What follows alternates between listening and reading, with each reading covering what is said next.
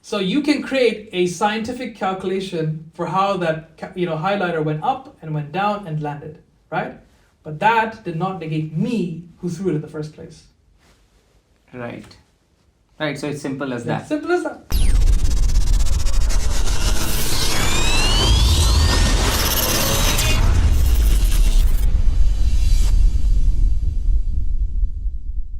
Assalamu alaikum wa rahmatullahi wa barakatuh. Welcome to Incisive Thoughts. So today we have a guest who is Dr. Shoaib Ahmed Malik. He is actually a scientist, also a philosopher and a theologian. He's authored many books, and today we're going to be discussing about topics like evolution and atheism, new atheism specifically. So let's start. Right, so Assalamu alaikum. Wa alaikum assalam. Thank you for having me on your platform. Pleasure. My background is a combination, it's interdisciplinary. So I was formally trained in engineering, chemistry and chemical engineering. When I was in my high school, I looked at my grades, I was good in chemistry and math, so like, let's be an engineer. So that was a natural outcome. And during my PhD, I realized that I didn't really enjoy engineering as much. And interestingly, my supervisor, who was an atheist, kept asking me about Islam. And as somebody who never was taught Islam formally, there were a lot of things that I didn't know. So I started learning, self-learning. And then through there, I got in touch with scholars, and that whole experience made me reevaluate myself. And so I realized by the end of my PhD, I did not want to be an engineer anymore, and I wanted to go into philosophy and theology. So once I graduated in 2015 with my PhD in chemistry and chemical engineering, I've been just on a learning curve in philosophical sciences as well as the usul ad-din, just to kind of get a grounding on what it means to have the Islamic faith. And as a result of that, it opened up a lot of avenues for me, where I'm now looking into the conversations of Islam and science, Islam and atheism, and Islamic theology more broadly. So that's my background. MashaAllah. So that's quite a lot, MashaAllah. Alhamdulillah. Alhamdulillah. What is theology? Because many people, they don't actually understand the word itself. So Right. What is theology? So theology is the English translation of usul ad-din. Okay. Usul ad-din is basically the principles of your religion, and it's the fundamental principles that pretty much guide your entire worldview. When we talk about why are we here, right? Who is the creator? Is there a creator? What is the nature of that creator? What is our reality? Those kinds of questions have been developed by ulama over a period of extensive, rigorous philosophical and theological exercises. And they eventually crystallize in what we call aqidah, or creed. And through this, we learn about what are the basic requirements of being a Muslim. Now, of course, you have very basic levels, intermediate levels, and then more advanced level text. But the basic idea here is it is a way of grounding you in the Islamic thought. And so when we translate usul ad-din into English, usually the words theology or creed are chosen. And it's a philosophy, a worldview that allows you to understand what your purpose is, how do you navigate reality around you, and how do you connect to God through that, intellectually. MashaAllah. So starting with you, as you are a scientist, and for someone who's not knowing your background, you're actually a chemical engineer and also a PhD in chemistry, MashaAllah. So you being a scientist, what is your view regarding the claim where very many people you might know, the new advent atheists, they might say that, science and religion are not compatible. So what are your views, being a scientist yourself, regarding this claim? So for me, I think that the people who say that science and religion are in conflict with one another are usually people who have a different worldview or a different theology. Yeah. So if you want to connect this to atheism, atheism means, or one interpretation of it means, the negation of there being a God. So naturally, if you negate God, then something else must be more fundamental in that worldview, which in this case, in a large case, is going to be naturalism, that nature is all there is. Yeah. And as a result of that, things like miracles don't make sense. Things like prophets, ripping up the moon and putting together, Prophet Moses turning his staff into a snake. Those things will never make sense, because in a naturalistic framework, in a scientific framework, there are certain assumptions in there that just do not gel well with a purely theistic account. Now in theism, we believe that yes, there is a created world. There are laws here. There are natural regularities that we can map, that we can assess. This is how we have laws in the first place. There's a lawgiver, right? But we also know that the creator is something that is able to change at any point that he so desires. And that's why miracles are perfectly valid. And this is one of the biggest differences where you begin to see some of the first initial conflicts between science and religion. How do you square miracles? Given science. But if you adopt naturalism only, that nature is all there is, miracles have no space. And that's why it is seen as a conflict. But if you widen your bracket, and there's theism, if God created the world, why can't he change certain things if he wanted to? And that's one of the ways in which you see this conflict. So for me, as a scientist, I'm doing what the Islamic scriptures encourages me to think and reflect upon the world. He has instilled regularities and beauties and patterns, and I investigate that as a scientist. Nothing more to it, nothing less to it. But do I believe this is an exhaustive outlook of the world? I don't think so.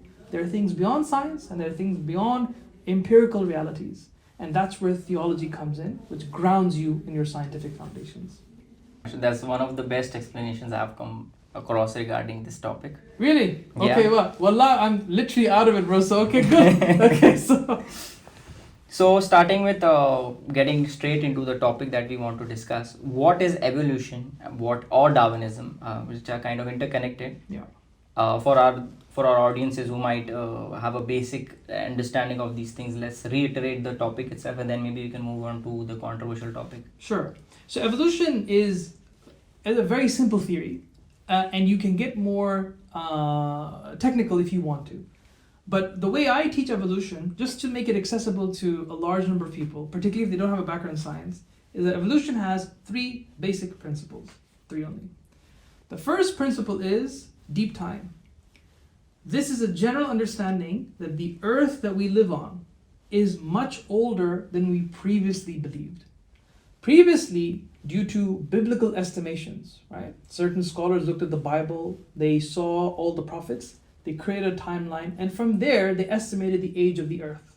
That's completely based on biblical estimations. With modern science, particularly with physics and radioactivity, and we don't need to get into that, but there are very important references that we can look into. But once physics came onto the scene, modern physics that is, we were able to understand that the earth is much older than we traditionally conceived of. It's not 6,000 or 10,000 years old, as according to some biblical estimations. It's actually in the span of 1 billion years, 4.6 billion years old to be exact. And that is many, many magnitudes older than we thought. So that's deep time. That's a very fancy way of saying Earth is old. Yeah. That's all it means, right? The second principle is common ancestry. So let me ask you, do you have a mother and father? Yes, of course. Yes. Yeah. Do they have a mother and father? Yes. Do they have a mother and father? Yeah. And you keep going back and back and back. Now, if you want to put this in a picture, what do you usually refer to this as? A family tree, Yeah. right? And we have these decorations in our houses everywhere, right? Evolution says the same thing about every living thing. That instead of individuals, species can be connected like that in a tree of life. So life somehow started, and then from there, species emerged over several billions of years, right? And humans are not an exception to that.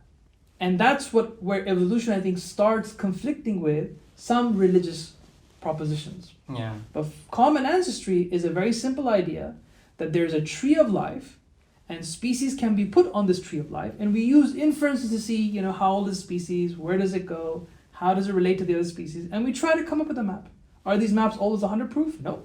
Sometimes revisions are made. But the general idea is that there has been a tree of life, and species have evolved into new things over time. Some species die out, some species live on, right? So that's common ancestry. That's the second principle of evolution. So you've got deep time, Earth is really old. You've got common ancestry, that all living beings can be put on a tree of life that has a historical dimension to it. The third principle are the mechanisms. Okay, evolution occurred. How does it behave? How does it work?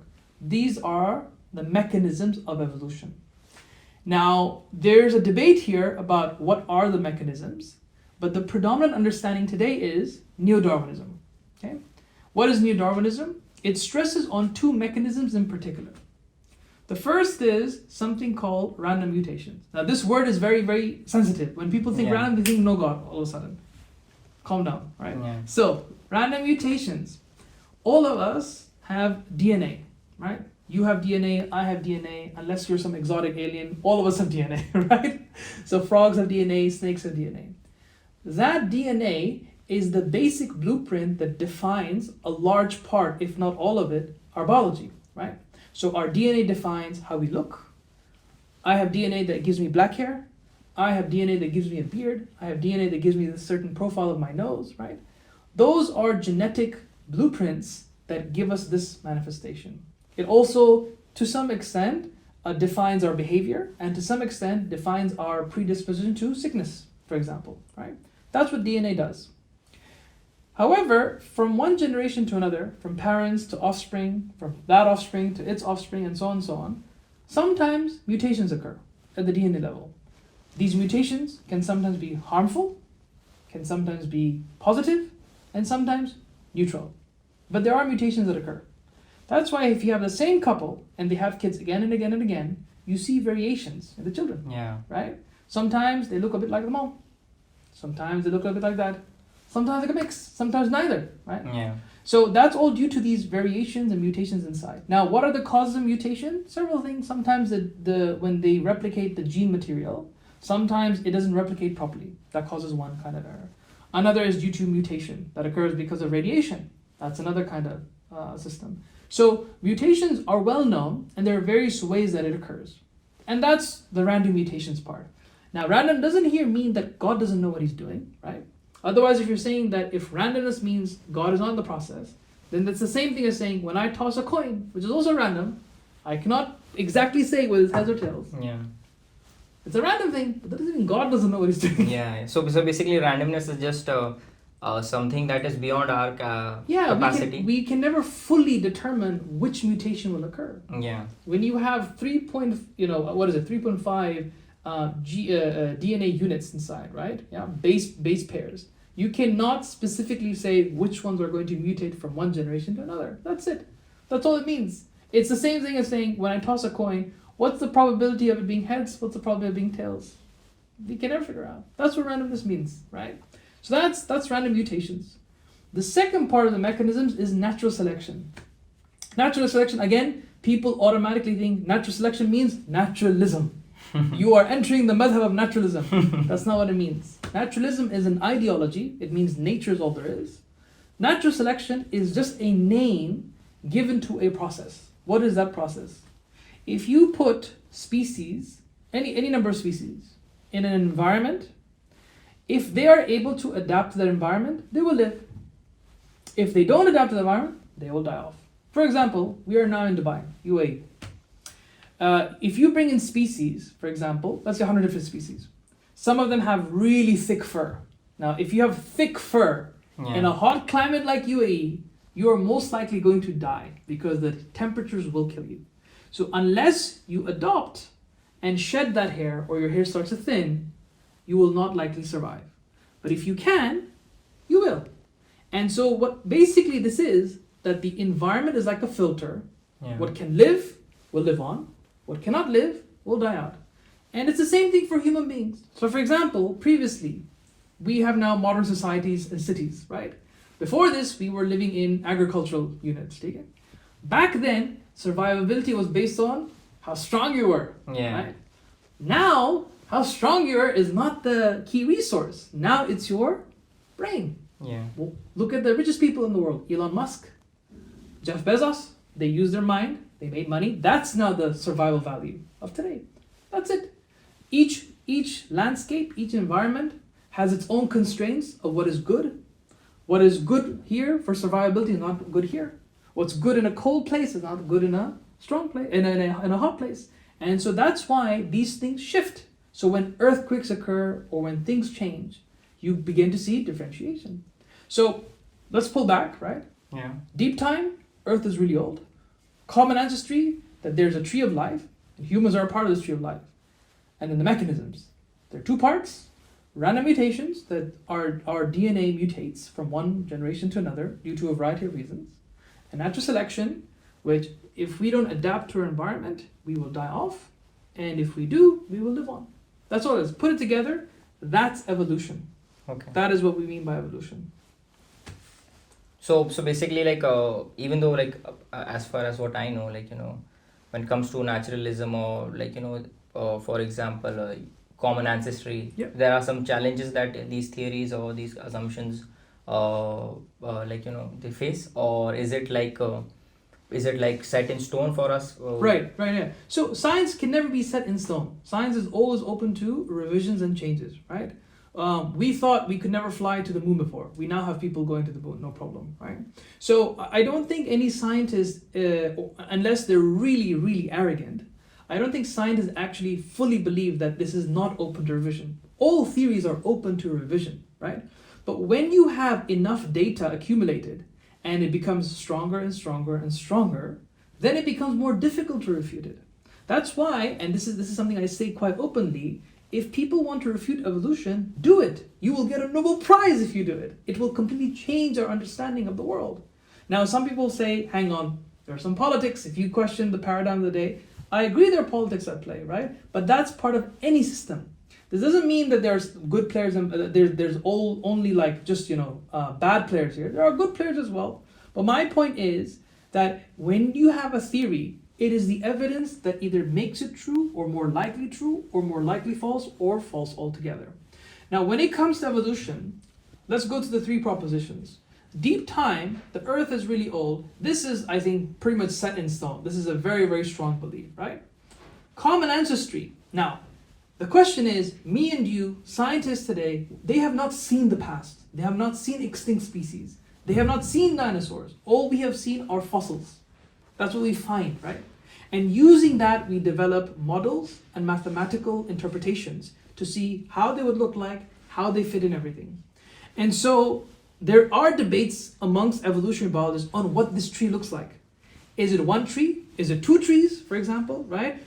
Where do the species go? Sometimes one scientist says here, other scientists know the species should go here. So that ikhtilaf happens. That is a normal part of the process. But do people generally believe that there's common ancestry? Yes. They believe that there's reasonable evidence to believe common ancestry is there. But the exact specific setting of these, that's open for debate. That's open for debate, right? And so, and that's where I think people need to understand that sometimes if we do revise, it's light of new knowledge. We are getting better knowledge. And that's why we get, more confident that, these things are better situated.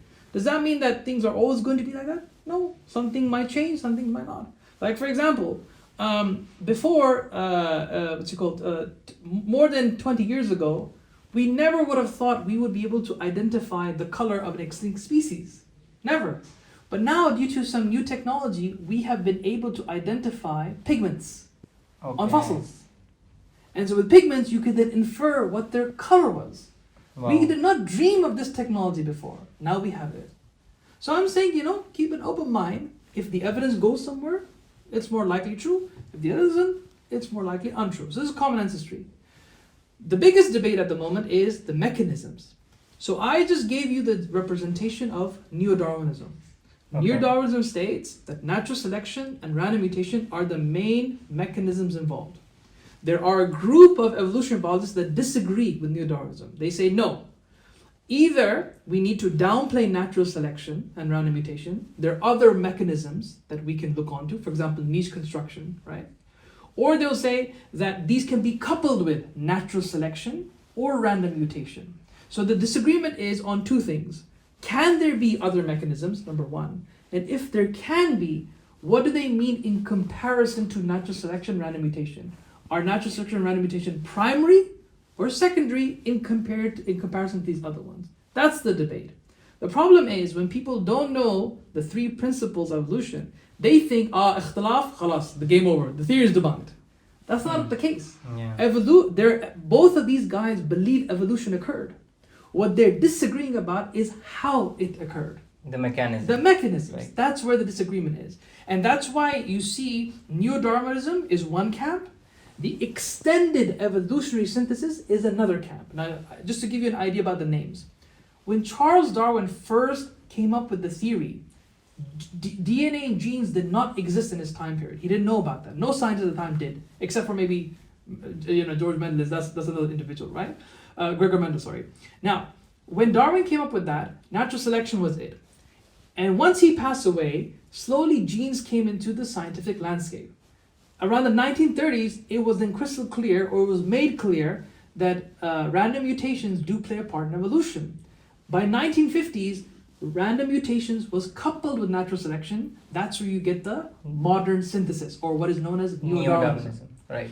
Today, people are now saying maybe this new discussion about the mechanisms, this opposing party opposing neo-Darwinism, they call it the extended evolutionary synthesis, in the sense that we need to extend our mechanisms beyond what neo-Darwinism is saying. So we might be seeing a second shift in our lifetime. Whether that will occur or not, it's up to the scientists. But this is the debate today. Okay. Alhamdulillah, that was quite a lot. Alhamdulillah. Most important part of the topic, which is now with this evolution, with whatever implication it has, does it mean that it is in conflict with the Islamic worldview, or is it like we have some kind of way where we can reconcile evolution with Islam? Right. So my research has been on Islam and evolution precisely because it was made into a big thing. People like Richard Dawkins, he makes it very clear you can either be an evolutionist or a religious person, but you cannot be both at the same time. And I wanted to test that. I wanted to analyze that. So the way you analyze these kinds of conversations is you need to have now two fields of study. You have theology on the one hand, and then you have the science of evolution on the other, right? Now, what does theology commit us to? There are some things which we as Muslims are bound to. That's where Aqidah comes in, right? Now, we believe, for example, that Allah subhanahu wa ta'ala exists. There is a thing called God. We believe in God, right? Atheism doesn't believe in that. Okay, that's one difference. Another thing we believe, that God can create anything He so desires, right? That's another belief. So if, for example, God wanted to create a world with different laws of nature, He could. If God wanted to create a world where there's deep time, He could. If God wanted to create a world where common answer is true, He could. If God wanted to create a world where the mechanisms through which species emerge is random mutations and natural selection, He could. So from this perspective, philosophically, evolution is absolutely valid. We don't have a problem with that. God, given God's power, who can do anything, He can do absolutely anything, all of it is possible. Now the problem is, however, what does Scripture say? So we've talked about with respect to God's power. Now look at what binds us when it comes to Scripture. Now in terms of creation of non-humans, right? Non-humans, there is hardly anything that kind of makes it one case or the other. It's open. So we can believe that evolution occurred, for X, Y, Z species, whatever, okay? The only thing that we cannot compromise on is the creation account of Adam alayhi salam and Hawa alayhi salam. These are the two things we cannot compromise on. It's very clear in scriptural texts that Adam was a miraculous creation and he was a real being. He's not a metaphor. He's not an allegory. He was a real being. Hawa alayhi salam, which is his spouse, she was a real being and she was created miraculously from him. There are two interpretations there, but from him, okay? And all of us, we have a lineage that goes back to those two individuals. We are committed to that. Now, so this is what we get from Scripture. Absolutely, we cannot bend on these. Okay, given that's true, what we are not committed to, however, is when Adam alayhi salam existed. We don't know when he existed. He could have existed 10,000 years ago, 50,000 years ago, 100,000 years ago. We don't know. What coexisted when Adam alayhi salam was created miraculously on earth? We don't know, because we don't know when he existed. Right? So in the theory of evolution, interestingly, this book right here, The Human Lineage, right? We have, in our fossil record, we have been able to determine that there were Homo sapiens, which is the biological category used to identify me and you, right? There were other human-like entities, right? Ashbah al-Bashar, right? And they were called Neanderthals, Denisovans, and there might have been others that we don't know yet. And we know that some of the humans today, they have genes from Neanderthals, which means what? That they interbred.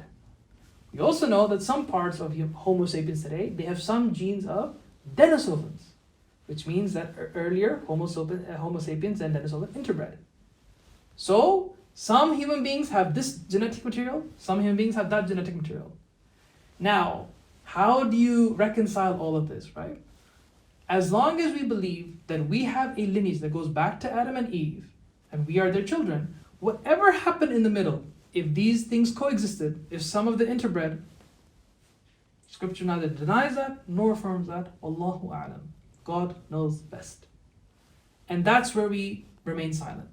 But we are adamant, as at least I speak from a Sunni Islamic perspective, that Adam alayhi salam was a real person, Hawa alayhi salam was a real person, they were miraculous beings, I don't deny miracles, and that we all go back to these two. Whatever happened in the middle, we don't know. So why do you think this is a controversial topic? Like, where some Muslims are not ready to accept that, as if you can answer that. Yeah, so I think you have to bear in mind that we are human beings, right? And everyone has sensitivities. There are some conversations that are sensitive to you that are not for me, and vice versa. Right. Evolution has been made into a sensitive topic for a variety of reasons. Historically, when evolution first came into the Muslim world, it was actually through Christian missionaries. So when it entered the Muslim world through Arabic translations, the people who were teaching it were Christians. And Christians had their own baggage with evolution.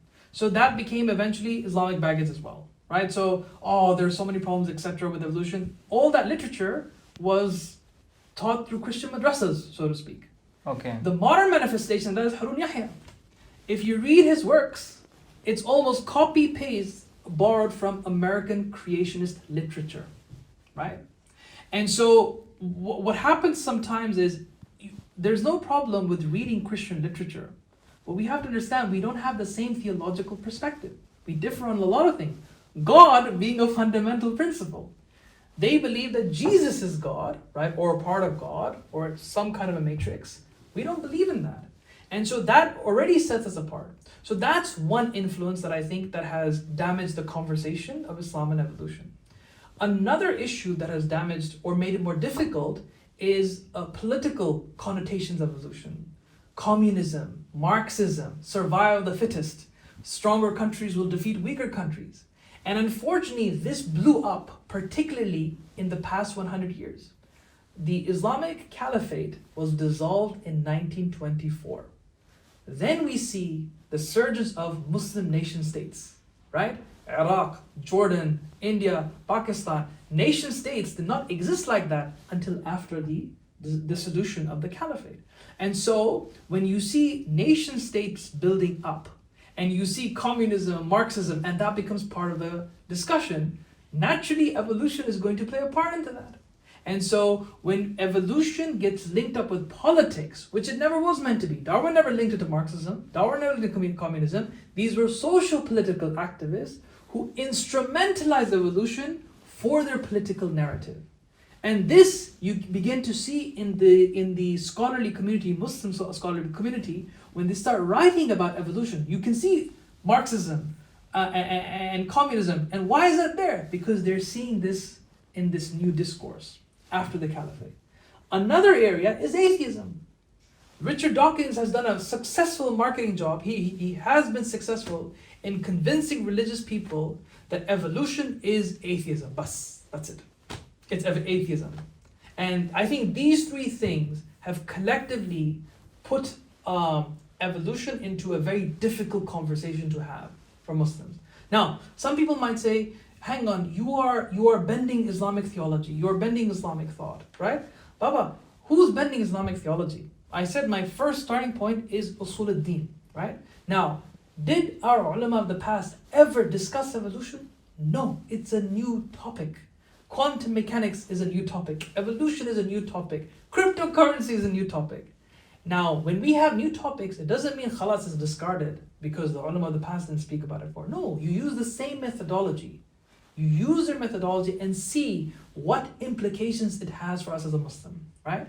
And in my opinion, there are only two questions that you need to ask for any scientific conflict. The first one is it possible given Allah's power? Number two is, does it conflict anything with scripture? Let me give you a basic example. The multiverse. Do you know the multiverse? Yeah. Yep. There are many universes outside our universes. Many, many, many of them, right? Now, this is an idea that our ulama could not have entertained. Maybe they had similarities, with the different heavens and all that, but not something like this. Now, can Allah create multiverses? Khalid, Of course, yes. He can. Yeah. Is there anything in the Quran that denies or affirms the multiverses? No. No. So can you believe as a Muslim? Yes. Yes. Do you have to believe it as a Muslim? No. That's it. Those are the only two questions you need to ask. That's it. So I did the same thing when it came to evolution. Can Allah create through deep time? Yes. Can He create a world with common ancestry? Yes. Can He create a world with natural selection and random mutation? Yes. In scripture, what is the only thing that stops us from believing, Adam alayhi salam and what is there any point of conflict? There's no conflict as long as you believe that Adam alayhi salam is a miracle, Hawa alayhi salam is a miracle, and all those come back to them. After that, whatever iteration works around that, Allahu A'lam. When we say that Adam alayhi salam is a miraculous creation, so was, like, for example, Allah subhanahu wa ta'ala choosing another path to create us, probably different from what is commonly what we see from how animals have been created. Yeah. So what could be the reason that Allah subhanahu wa ta'ala chose us to be created in a different way? Is it to honor us, or is it? Yeah, so I think that definitely, if you read this, the account in Surah Al-Baqarah, right? Yeah. Adam alayhi salam is created. He's taught some names, or he's taught something. Yeah. And he's told them, inform the angels about this, right? And then the angels are expected to prostrate, to bow. Yeah. And then the whole account of him, eating from the tree, and then they fall from heaven. So that's the narrative that we have. It's very clear that Adam alayhi salam was a very honorary individual. He was given an honor, right? Okay. He was given a status. He was created miraculously, to the extent that Iblis was jealous of him. He was jealous of Adam alayhi salam, right?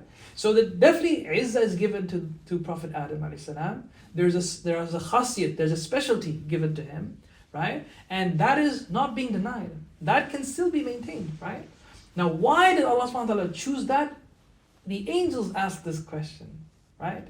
When they looked at Adam alayhi salam, this is very interesting. When they looked at Adam alayhi salam, they asked, are you going to create something that will cause bloodshed and mischief on earth? Now, this is very interesting. Why, when they looked at him, they asked this question? Was there something similar before? Yeah. Right? But more than that, that's an open conversation. It doesn't have to mean that. It could just mean there may be jinn before, maybe that they were talking about that before. But the point here is... But we can at least deduce that a free will creature has the potential to cause something like that. Yeah. But then what did Allah say? I know what you do not know. Khalas. We don't ask them that. Allahu A'lam. MashaAllah. So moving on, as you already mentioned, the topic of atheism, what is new atheism for our audiences, and what is your view concerning this ideology or movement? So for me, I've taught courses on Islam and science and Islam and atheism, and for me, new atheism, at least even according to non-Muslim commentators, right? New atheism is only new because of its attack on Islam. I mean, atheism has a lineage that goes back to Nietzsche and all those historical figures. So in terms of the idea that God doesn't exist, nothing is new really there. What gave it attraction to a lot of people, social political commentators, is that it was a movement that kicked off in a post 9/11 era. Okay. When 9/11 occurred, there was a heavy rise of Islamophobic sentiments, meaning that people started viewing Islam and Muslims very negatively. It is in this ecosystem that Sam Harris published his book, that Richard Dawkins published his book, Christopher Hitchens, Daniel Dennett, and that's how they became the Four Horsemen. And this is not something that I say as a Muslim, I'm saying this as a victim of new atheism. Jews, Christians, agnostics, and atheists have made this same observation. And I note these quotes in my book on Atheism and Islam, a Contemporary Discourse. So what seems to be new, if anything, about atheism is this, that they have a very, very interesting focus on Islam. And this is due to the same colonial mentality. Islam is a barbaric religion, it's a stupid religion, and it is in conflict with modernity and the West. So you know the Clash of Civilizations narrative, Samuel Huntington, that either the West will move on or Islam, but not both of them at the same time. And this seems to be just a regurgitation of that, revitalized because of 9/11. Okay. So in terms of, for example, like, these arguments that atheists try to use, sometimes they try to use Darwinism as an example as to negate God's existence. Yeah. Or maybe some other arguments that they use. But I think their strongest argument is Darwinism at the point where they want to negate design by using Darwin's theory of evolution. So do you think that is something that is valid? Or so we have to be crystal clear. The reason why people think that, even particularly young Muslims, right, is because if you don't have a foundation in Aqidah, you're like a leaf. If the air blows this way, you'll blow this way. If you blow that way, you'll blow that way. Aqidah gives you grounding. If you don't have that grounding, you will be whatever the wind says. And atheism is just another wind. That's what it is. It's another wind, right? And what they're using to undermine God are two sciences. One is physics, one is evolutionary biology. Physics, they'll say, the universe is created from nothing. And they will use quantum physics or whatever, cosmology, to make that argument. Lawrence Krauss, this book is what I'm referring to. That's one area. Then we have Stephen Hawking. Stephen Hawking, Victor Stenger, these are the three people I'm talking about here. Then the other side is evolutionary biology. They say that so there's two ways they use evolutionary biology to undermine God's existence. One, they'll say, okay, previously we used to refer to God to create species. Now we don't need God anymore. We have an explanation. That's one argument. The other argument is it throws your scripture out of the park. We don't need your Fazul scripture anymore. Bye-bye, salam. He doesn't say salam, but this is what they said, right? But these are the two things. Now, I just ask, given what we know of Allah's power, how can evolution undermine, given that it's a created thing? Even if evolution is true, that means Allah can still control it. What's the problem? Some people will say, it undermines design. This is where I said earlier that sometimes we are borrowing things that are not necessarily Islamic problems. They are Christian problems sometimes. In the Christian American discourse, this became an issue. Specifically this, that how can you have mutations? It undermines design, right? Oh, Baba, I mean, we have laws here. These are laws of nature.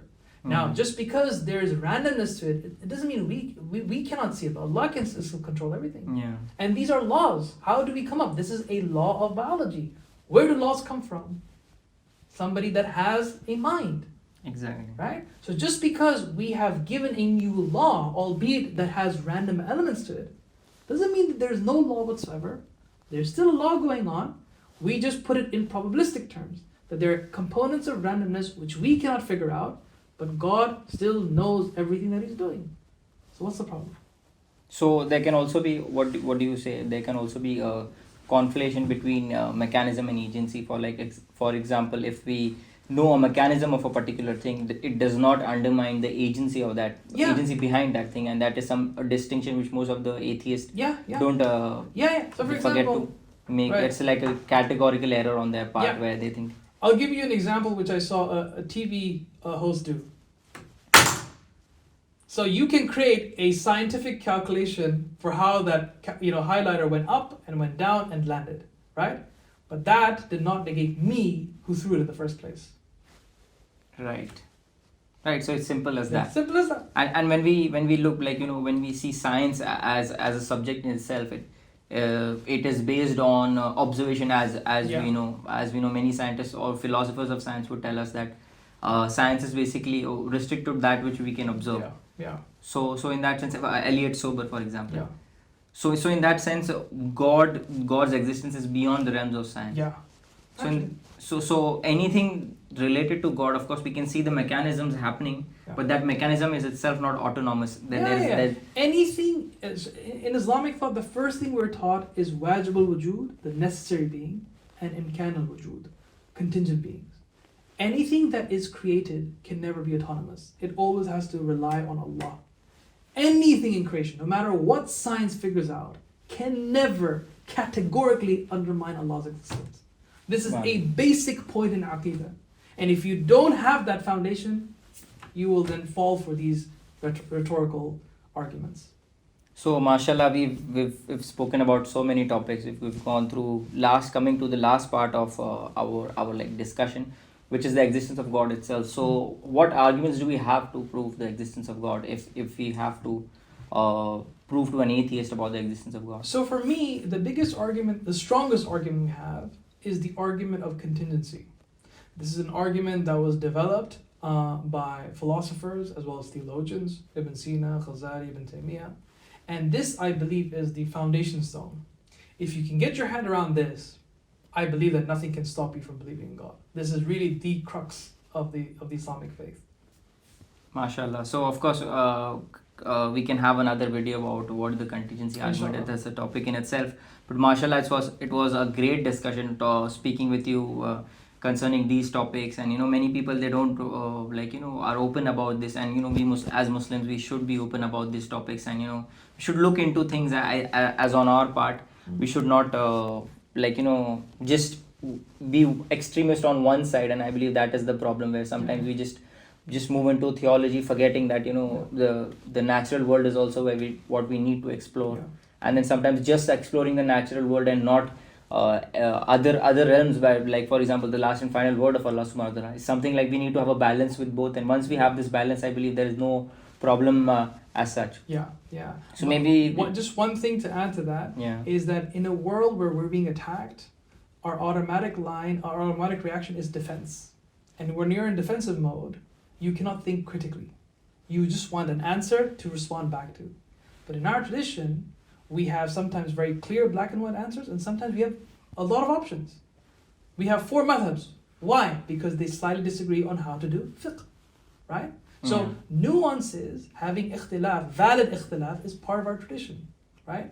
And what happens is sometimes is that when you're always on defensive mode, you just want a black and white response.